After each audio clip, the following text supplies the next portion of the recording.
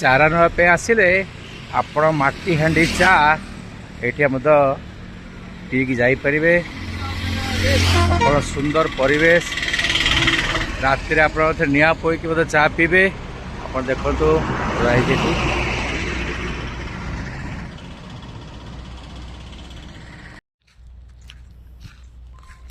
जंगली चारा पाइबार गोटे सहज जगह हूँ केंद्रीय चारा उत्पादन केंद्र जयपुर। जयपुर गांधी छक ठारू गांधी छक पाखु पाखापाखि 500 मीटर दूर रे केंद्रीय चारा उत्पादन केंद्र। आप देखंतु ये परिवेश जो अच्छे आप देखंतु ये आप बसिकी आप चा पी पारे। सुंदर गैलरी टे कराई।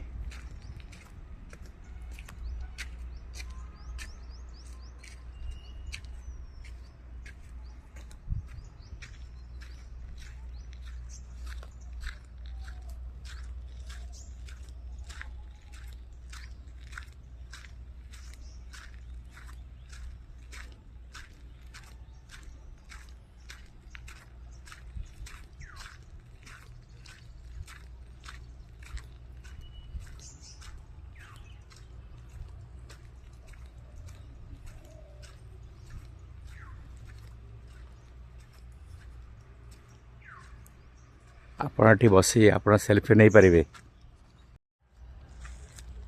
मुठी केंद्रीय चारा उद्यान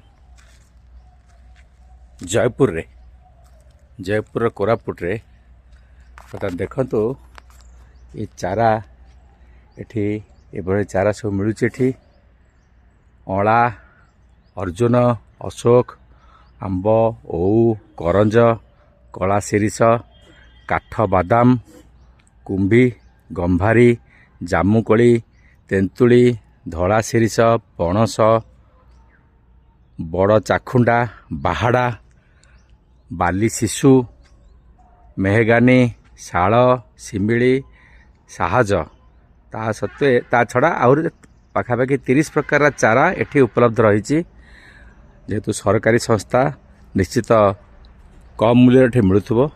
एठी पचरे पे लोक नहांती किंतु आपण देखि पाउथिबे किभଳି धरण चारा एठी आपनकर उपलब्ध रही।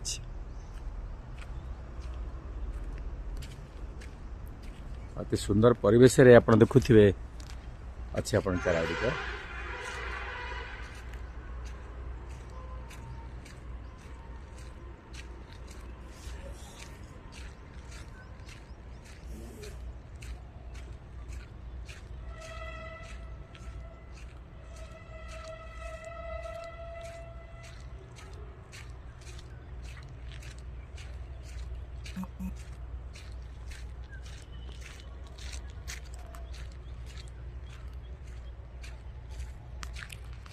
जयपुर आपणकर हालो जयपुर गोटे बहुत पुराना होटेल।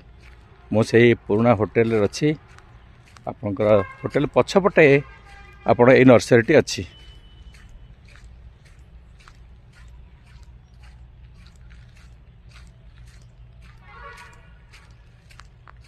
अति सुंदर परिवेश देखंतु पहाड़ तले ये परिवेश रे आपणकर चारा गुड़िक उत्पादन होची।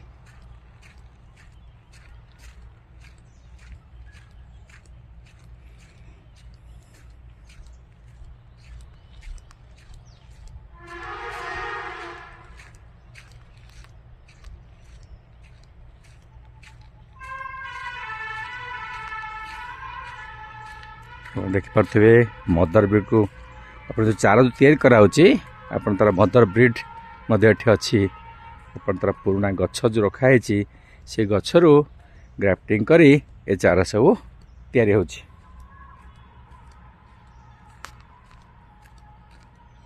गोटे पोखर रही ये आप सब तार मदर ब्रीड गुड़िक एठी रखा जाइछि।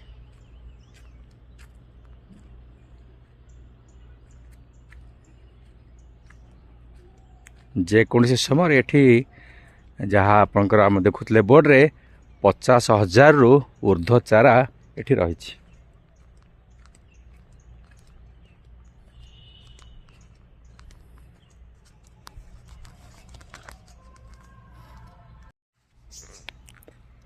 ଆପଣ ଦେଖନ୍ତୁ ଏଠି ବସି ଆପଣ ସେଲ୍ଫି ମଧ୍ୟ ନେଇପାରିବେ।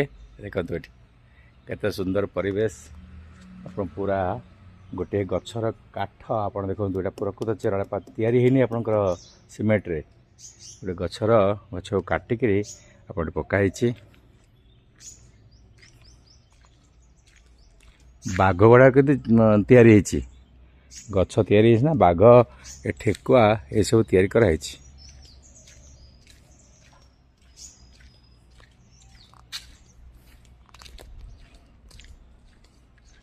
ସୁନ୍ଦର ପରିବେଶ। ଆପଣ ଯେମିତି କହିଲେ ଗାନ୍ଧୀ ଛକ ଠାରୁ, ଜୟପୁର ଗାନ୍ଧୀ ଛକ ଠାରୁ ମାତ୍ର 300-400 ମିଟର, 500 ମିଟର ହେବନି। ଆପଣ ଗାନ୍ଧୀ ଯେତେ ଆସୁଛନ୍ତି କୋରାପୁଟର ଜୟପୁର, ଆପଣ ଗାନ୍ଧୀ ଛକରେ ଓହ୍ଲାଇବେ। ଆପଣ ଏଇଠୁ ଆପଣ ଓହ୍ଲେଇକି ଆପଣଙ୍କର ଚାରା ନେଇକି ଯିବେ। ଏଠି ଗୋଟେ ଆପଣଙ୍କର ଫରେଷ୍ଟ ଆର୍ଟ ଗ୍ୟାଲେରୀ ବି ରହିଛି, ଆପଣ ଦେଖିପାରୁଥିବେ। ଭିତରେ ହୁଏତ ଆହୁରି ସୁନ୍ଦର ଭାବରେ ଗ୍ୟାଲେରୀ କରାହେଇଛି, କିନ୍ତୁ ମୁଁ ତାକୁ ଯେହେତୁ ବର୍ତ୍ତମାନ ସକାଳ ସମୟ,